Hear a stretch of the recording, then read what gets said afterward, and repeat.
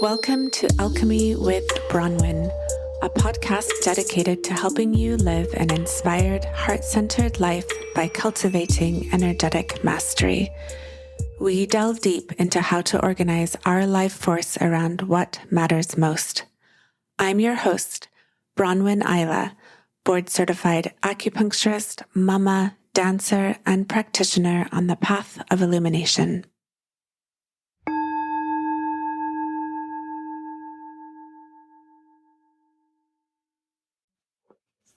It's winter, midwinter, that time of the solar cycle when we stop, slow down, and take a break.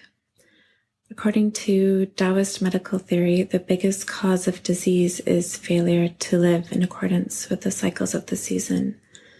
So if we're living during midwinter the way we did during summer solstice, it can cause our bodies to be depleted and other things which we're going to dive into. It's important to slow down, take a break, not squander our free time with activity, but actually use our free time to be still and silent and meditative. This principle also applies to the earth itself. If we keep going in midwinter by mining and harvesting and extracting these precious resources that we have left in the earth, like drilling oil, we don't actually give the earth time to stop and slow down. I'm just imagining what it would be like if our rate of extraction of the earth's resources were slowed down by in half. It would only happen during the summer, which even that could be really helpful, even though we're going at such a rate, it's hard to imagine. Our habit of taking from our home planet has a palpable impact on the Earth's health as we continue to mine and transport and wage war and make damaging political decisions and consume way too much stuff all year round. She doesn't get a break. It's strange that we use this time to buy lots of presents and go into consumer mode often in this culture. So as the earth rotates around the sun, it moves through progressive phases which invite corresponding shifts in conduct. And these shifts happen every 2 weeks as we enter a different chi node or a kind of a cycle. Each cycle invites us to shift our conduct according to the season's changing landscape. So for example, in midwinter, we can keep the lights low, not use too much electricity by brightening everything up, by working at night. With this in mind, let us consider winter to be a time of rest, an out-breath, hibernation. When we live in harmony with the cycles, we align ourselves with universal law, the same way that basic universal laws of physics need to be taken into account when we move our bodies, say dancing. The environmental chi also needs to be taken into account when considering correct conduct. And in this context, when we say correct conduct, it's not a Judeo-Christian matter of morality where there's punishment involved. It's simply resultant. So what we experience in the present moment is the result of our conduct in the past. Winter time is when big yin is free to develop, as it's unhampered by the impact of yang. When we carry the summer yang energy into winter, we miss out on the tremendous opportunity for recovery that the winter seasonal cycle offers. There's an amazing opportunity to deeply nourish our yin at this time. Winter is a time to turn inward. It is the time of the water element, which corresponds with the kidney and bladder organs and meridians. During this time, it is important to not bend over backwards trying to get stuff done, as we could easily overflush our kidneys, both literally and metaphorically, which leads to exhaustion of the adrenals. In aligning ourselves with the seasonal cycles, we are wise to take our cues from nature. The animals are in hibernation. The plants are down into their roots, some of them digging so deep into the earth as to reveal nothing of themselves above ground. Water makes its way down from the sky, and shamans are in retreat, as are the bears and other animals. Wintertime is an opportunity to fall deep down into the depths of the ocean, the unknown, the mystery. That healthy water element is at home in the depths of the unknown and is comfortable celebrating the darkness. A healthy water element, it's like being deep, deep down in the bottom of the ocean and not knowing when we're going to come up for air, but being deeply still. The unhealthy water element keeps going and doing, recklessly pushing the perpetual fight or flight mode, and thus taxing the adrenals as it pushes on, despite the season's call for quiet and stillness. In a harmonized cycle, the autumn is a time to store, while the winter is when we withdraw. Spring's impending resources are external, so we have to cultivate our internal resources during our winter retreat time to be ready for and aligned with the freshness that spring promises. That's why craving to live in warm climate all year round can be symptomatic of a young derangement, with our constantly wanting external engagement while denying the inner, quiet, internal world.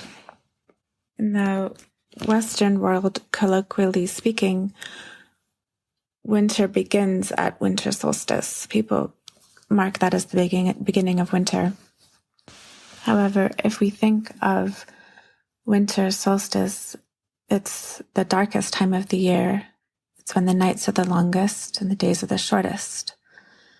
So it makes sense to think of as a solar cycle that's the very, very deepest part of winter. So there's a few things that we can do to help protect our chi in the wintertime and how we can keep nourishing the yin. One thing that's simple and easy is to wear a haramaki. So a hara is middle in Japanese, right? And maki is a wrap, like in sushi.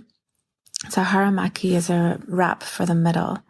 And you can just use a scarf or a cloth band and wrap it around your kidneys and your belly. And it can help with warmth and protection. It's really the kind of thing that it's hard to imagine how wonderful it feels until you actually try it. And any kind of scarf will work, or similarly proportioned cloth, such as something that's quite wide. Second thing to remember all year round, but especially in the winter, is to have morning water. Our kidneys need water. This is kind of a basic way that they can flush out the toxins out of our body and stay healthy and plump and not dry, brittle. There's a blog article that I have on water and all of the benefits of morning water. You can check that out there. As for food, now's the time of year when we begin to consume the autumn foods that we've stored, such as squash and root vegetables. Bone stock makes a wonderful supplement to the autumn harvests. Fresh foods don't give us all of the resources we need for winter months. Sometimes there's an idea that we always want to eat fresh, but in the winter, this time provides us with an opportunity to access a different quality of nutrient than those we access during more young times of year when we're eating things like lettuce and more raw foods. For those navigating chronic spleen deficiency with different kinds of digestive issues, this is important, especially important to give your spleen and stomach a chance to assimilate more easily. So when we slow cook, we boil away the fresh aspects of our food and reduce it down to a different, more yin nutritive state. Really, fresh food has an immature quality. It's kind of like it doesn't have the same kind of wisdom that can come with age. When we slow cook food for a long time, it starts to generate something very precious. Take dried mushrooms, for example. These vegetables condense their qi and their jing during the drying process. So Jing is a very deep nutritive quality. When we rehydrate these dried vegetables and then slowly cook them, they give off a highly concentrated essence that isn't available when they're really fresh. Similarly, even a light vegetable soup made with boiled bones doesn't give up its deepest, most magical essence until the last hours that it's cooked. A stir fry doesn't offer us these concentrated qualities either. Slow cooking is a useful way to support our inner yang in the winter months.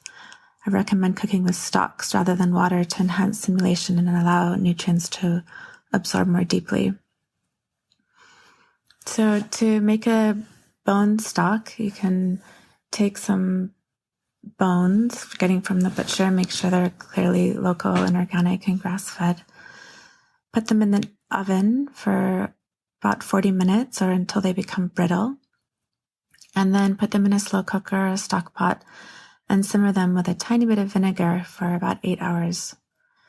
For a really gelatinous stock, you'll need to boil the bone marrow or bone tissue for a while. When you're done simmering, you can strain out the bones and freeze the stock into ice trays. And then I just keep these ice trays in my freezer, and I use 1 cube at a time when I'm cooking anything that would otherwise ask me to use water for it, such as steaming vegetables, or not steaming them, but just kind of having a little bit of moisture into your pan, braising them. Another really important tip during the winter is to dress really warmly. Keep a scarf around the neck. I know these things sound obvious, but so often I see people who come into my office with a cold or a bronchitis or something, and they're wearing short sleeves or a tank top. It's really important to keep warm. The most important places are around your neck, around the wrists, where we have these points, Sanjiao 5, where the xie qi or the harmful qi can come in that can make us sick. Like we think of it as wind carries a cold or a heat that can then enter the body, causing that to look like a common cold in Western lingo. It's also important to wrap around the kidneys that we talked about. And another place that's very important to keep warm is the ankles and feet. It's not if it's not bothering you, doesn't mean it's not important to keep it warm. You still want to keep socks and boots on or slippers on around the house.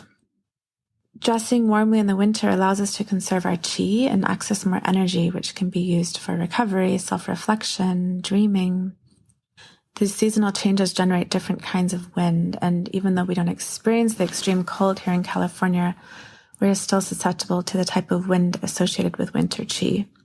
This is the kind of wind that inspires coughs and low-grade illnesses, while also impeding our body's ability to digest or dissolve because we're spending our energy fighting something off or resolving an internal invasion rather than digesting, resting, relaxing. Another great tip for winter is to increase your dream practicing, keeping a journal by your bed, jotting down dreams as soon as we wake, setting intentions to dream and remember our dreams at night, or lucid dreaming. Other tips for dreaming are putting magical dreaming symbols underneath your bed or your pillow, making pouches with mugwort in them to help remember your dreams and dream more deeply. As far as exercise goes, this is a time of year where we want to slow down on our exercising. Sweating is not the goal, and want to head more towards the relaxing side of movement, such as qigong, meditation. Certainly it's important to not sweat and then get cold, because the cold wind meeting with that sweat can cause arthritis, and we think of that as could also later lead to paralysis. In the summer, strenuous activity can help make us feel strong and give us movement, but in the winter there is a suggestion of withdrawal. So the vigorous training in the summer then turns towards more vigorous meditation retreats in the winter. It's cultivating a different kind of strength, and it can also help change our notion of strength to be less depleting to the adrenals. So strenuous activity drains qi away from the surface, and the cold wind can easily then invade, which then leads us to get sick. For people who have a hard time meditating, the counsel is to try it in the winter, because at midwinter, meditation comes easily with the quiet and the stillness that's all around us. In ancient China, it was forbidden to travel this time of year. You needed a special jade plaque from the emperor saying that it was okay. And I think it's a great time of year to stay home, be quiet, be internal, meditate, and reflect. Thank you for tuning in to Alchemy with Bronwyn, this podcast which is dedicated to helping you live an inspired, heart-centered life by cultivating energetic mastery. We delve deep into how to organize our life force around what matters most. Send me a message. You can do that in the show notes. You'll see a link. Let me know how it went for you.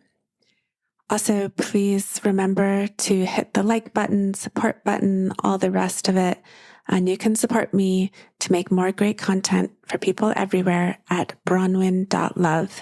That's BRONWYN.love. All those links are in your show notes. Many blessings, and I hope to tune in with you again soon.